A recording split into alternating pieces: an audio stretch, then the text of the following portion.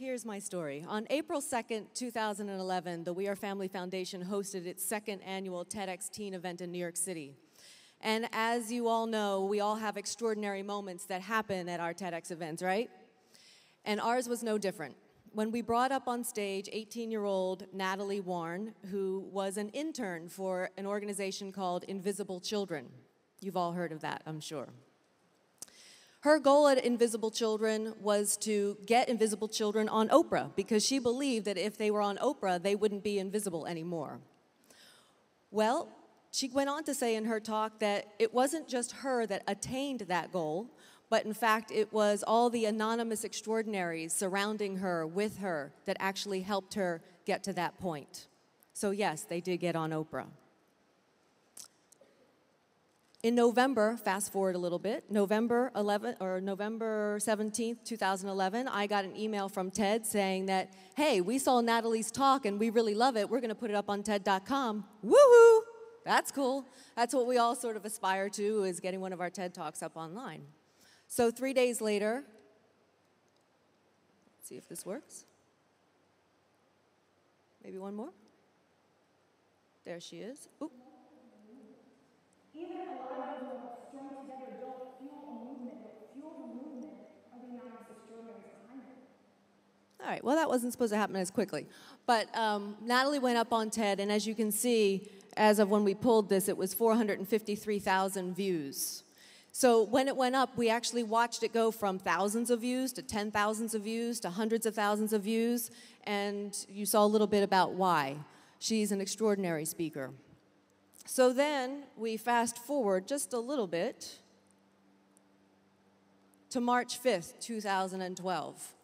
So most of you know what happened then. Invisible Children, the organization that Natalie worked for, launched a new campaign called Coney 2012. And I would venture to say that that number, 100 million views of a 29-minute video, is probably underestimating it now. I think it's probably around 130 million views. I would also venture to say that Joseph Kony is famous right now. But what that also did is once that came out, it also pushed up Natalie's talks a little bit more and made it a little bit more famous for Natalie. And what that did for us, I will say, we go one more.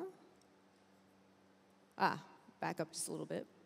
So what happened with Invisible Children was they said, hey, if you, the culture makers, the policy makers, the taste makers out there, if you guys will watch this video, if you believe in this video and feel that you can get behind it, share it with your audience. And that's what they did. And in fact, that's why they got to the 100 million, 130 million views and is now the all-time viral video out there.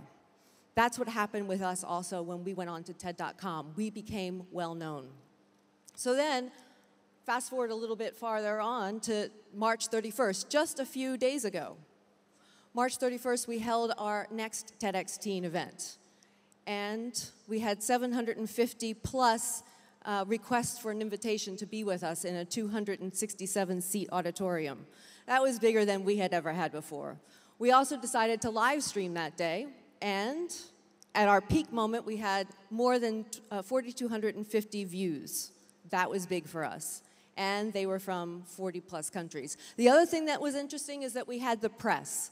The press called us. Huffington Post called us. Teen Vogue called us. All the press called us, and they wanted to come. Wow, that was big for us.